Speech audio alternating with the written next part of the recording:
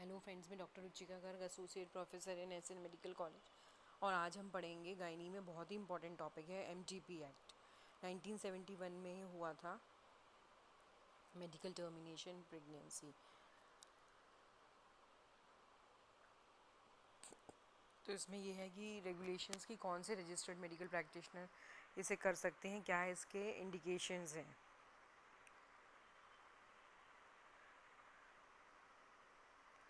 कौन टर्मिनेट कहाँ पे हो सकती है, किसकी कंसेंट चाहिए, ठीक है।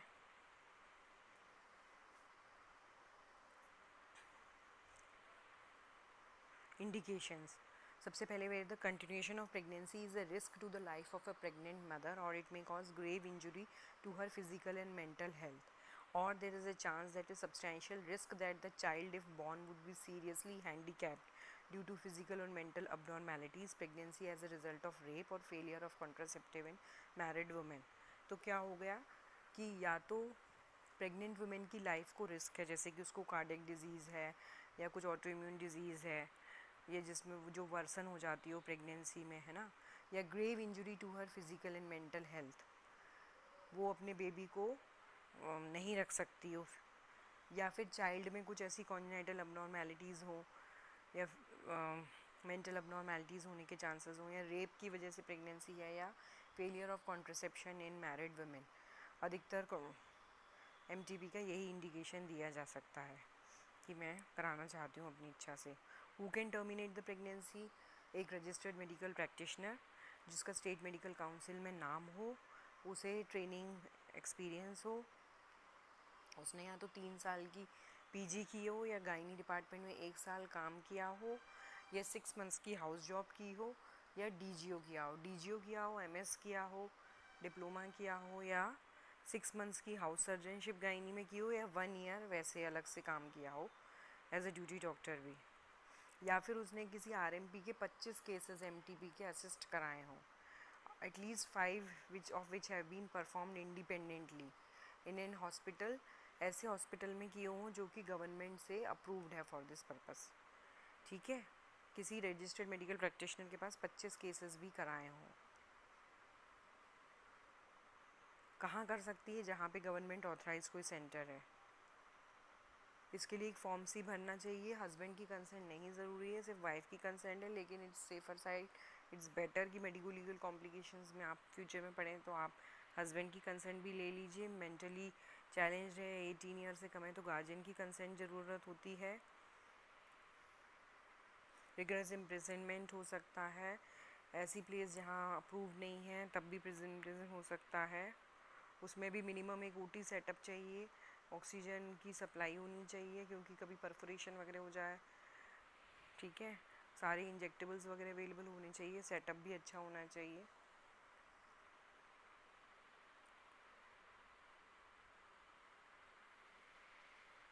लीगल अबॉर्शन कब कहते हैं? जब जगह सही हो, हमारे जो 4 इंडिकेशंस हैं उनमें फ़िट हो रही हो। अब इसमें है कि मदर के जो to save the life of mother, उसमें कार्डियक डिजीज़ है, chronic glomerulonephritis, malignant hypertension, intractable hyperemesis gravidarum, या breast malignancy, cervical malignancy, diabetes with retinopathy यानी कि complications, epilepsy, psychiatric illness in mother, New York heart association का grade 3-4, ठीक है, या previous history of में डिकम्पनसेशन की हिस्ट्री हो, या इन बिटवीन प्रेगनेंसी। फिर 2002 में ये अमेंड हुआ, यूनाटिक शब्द की जगह मेंटली इल किया। एमटीपी प्लेस जो है सीएमओ या डिस्ट्रिक्ट हेल्थ ऑफिसर उसको अप्रूव कर सकता है।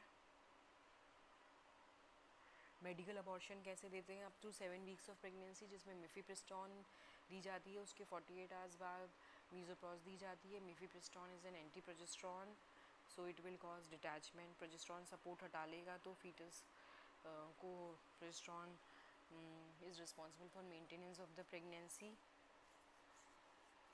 ठीक है। लेकिन पहले एक अल्ट्रासोनोग्राफिक लोकलाइजेशन ऑफ होना चाहिए फीटस इंट्रायूट्राइन, है ना, बहुत ही ज़रूरी है। अच्छा, अब जो है 12 वीक्स तक एक प्रैक्टिशनर के साइन चाहिए और 20 वीक्स तक चाहिए तो 2 प्रैक्टिशनर के अप्रूवल चाहिए, है ना। अब 20 वीक्स तक की है, लेकिन अभी जो अमेंड हुई है उसमें ये आ गया है कि कभी कभी इंडिया में ये प्रॉब्लम आ जाती है कि आपने पेशेंट ने फर्स्ट अल्ट्रासाउंड ही 22 वीक्स पे कराया, अब वो डॉक्टर बेबी में कॉन्जेनिटल एब्नॉर्मेलिटीज़ हैं विच इज़ लीथल है, सर्वाइव नहीं कर सकता। लेकिन एमटीपी इंडिया में ऑथराइज 20 वीक्स तक ही थी, तो प्रॉब्लम जाती थी। तो अब गवर्नमेंट ने कर दिया है कि ऐसी डिजीज़ है जो फीटस में which is not compatible with life, तो 20 वीक्स के बियॉन्ड भी हम कर सकते हैं।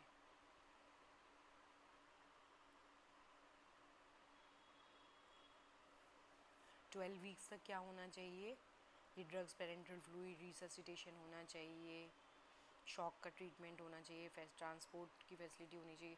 और 20 वीक्स के बाद 20 वीक्स तक, 12 वीक्स के ऊपर ओटी सेटअप होना चाहिए, एनेस्थीसिया की होनी चाहिए। एक जो डिस्ट्रिक्ट लेवल कमेटी बनती है उसमें कौन कौन से मेंबर्स होने चाहिए, एक मेडिकल डॉक्टर हो, सर्जन, एनेस्थेटिस्ट, गायनेकोलॉजी, एक लोकल मेडिकल प्रैक्टिशनर एनजीओ का कोई हो, और एक इनमें से कम फीमेल हो, उनका 2 कैलेंडर ईयर का मिनिमम के लिए टेन्योर रहेगा। जो एमटीपी की डिस्ट्रिक्ट लेवल कमेटी बनती है उसमें 3 मेंबर्स होंगे, एक चेयरपर्सन होगा, जो सीएमओ होगा वो चेयरपर्सन होगा। एक फॉर्म ही भरना पड़ेगा, और अगर अप्रूवल करवाना है तो फॉर्म भी करवाना पड़ेगा।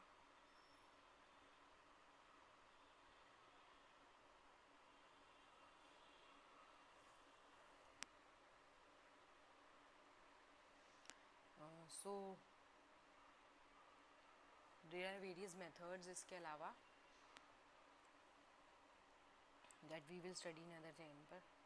So thank you. You can subscribe to this channel for more such informative videos. You can ask in the comments and share with your friends so that I remain motivated to teach you all.